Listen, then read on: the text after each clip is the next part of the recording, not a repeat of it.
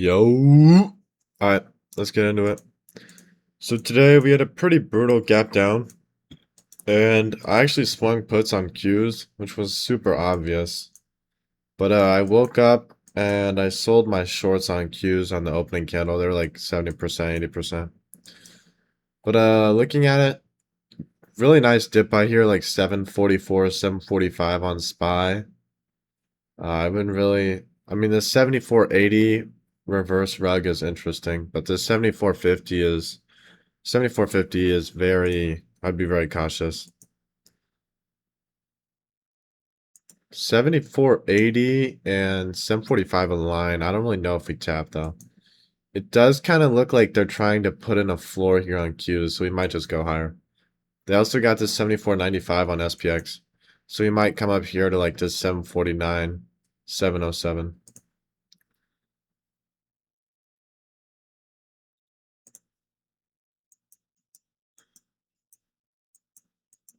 Kind of ripping off this SPX floor. QQQ did have some overshoot, but they amended this 7510, so maybe we come up to like this 7525 area. 752 is kind of wild. That's like a whole percent. But that means there's a lot of pressure upward. And if you see, they're fading these nodes out. And they're also kind of making this QQQ node flop it up here to 714. So right now, you're biased long until further notice. So girlfriend was hot like me. 707. Okay, whoa, whoa, whoa. Put it in reverse, Terry. Alright, so look. 705 reverse rug to 707, right? Boom, we're on 707. Right now, 7525 flipped to 7520. 749 still here. But if you look, there's all this upside pressure on QQQ. But if you look... Okay, that was actually a really nice dip buy on Qs. On the 707. But I'm pretty sure... Like, this 749 is a brick wall. But I really wouldn't short it just because there's this negative Barney overhead on SPX. And you also have this 714 on Qs pulling higher. But something does change about the Qs map if I remember correctly. I guess not. Alright, so... I don't know. It's just like there's a lot of upside fuel between this like Pico stack on Qs, upward pull on SPY, upward fuel on SPX. That 7520 short was mint. But then look, you just buy the dip off the 707 and you're fine. They're also slipping in the 748, so you're going to see some upside.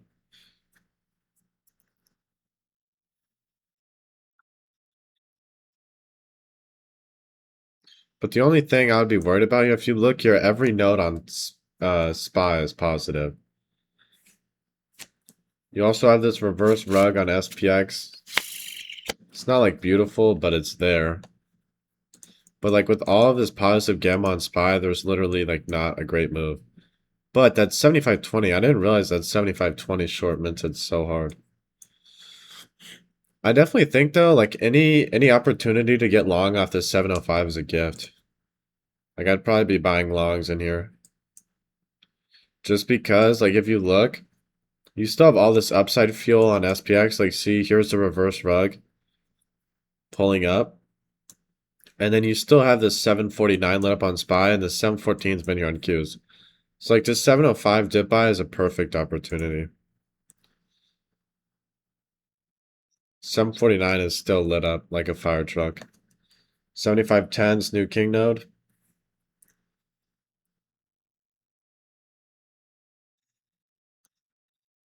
7520's new king node. So like we're just gonna rip up back up to 7520. Bang. And then so here's when it starts getting funky. They're doing a lot with the nodes here on SPX. But if you look, the 750 starts to come in. So it's possible we see a little bit of upside to the 750, but there's literally no resistance on QQQ. So I'd be careful because this 705 is still pulling QQQ down and SPY is starting to top out.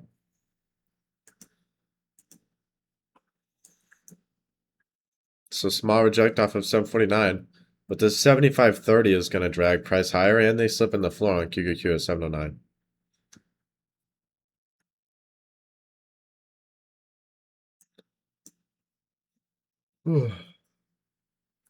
Like so there's a few things I'm worried about up here. And I was talking about this on stages. But you have this nice rug pull on SPX, right? Positive gamma, pull lower. We're also reaching a high time frame trend exhaustion. So this 750 is a beautiful short, in my opinion.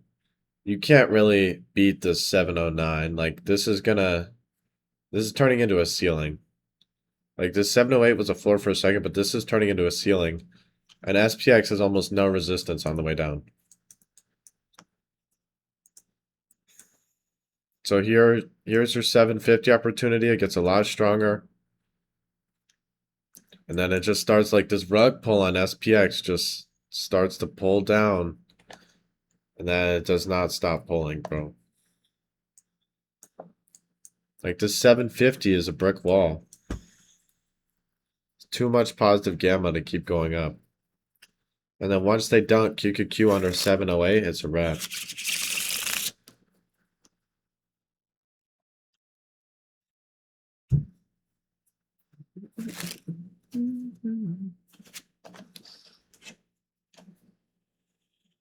Like there's just not much to like once these 75.15s go on the money, there's not much to look at.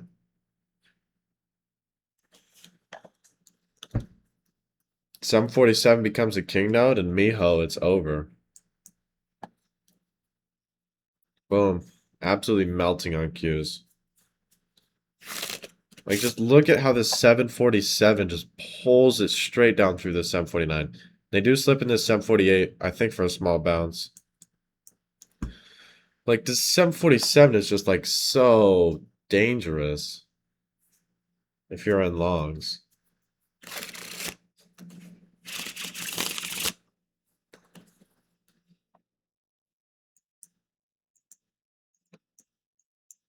They're starting to put a lot of positive gamma in on SPX.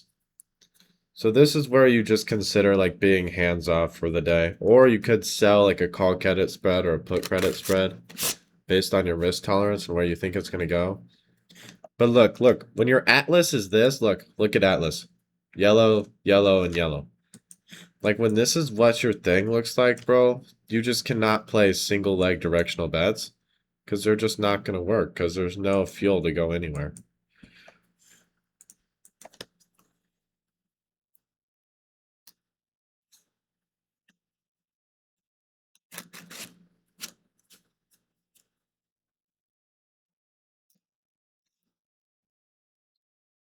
All right, and then look where we ended up. It's a 747 that's been lit up since 1:30. All right, that was today's recap. It's a pretty chill day in my opinion. All right, I'll catch you guys later. Have a good one.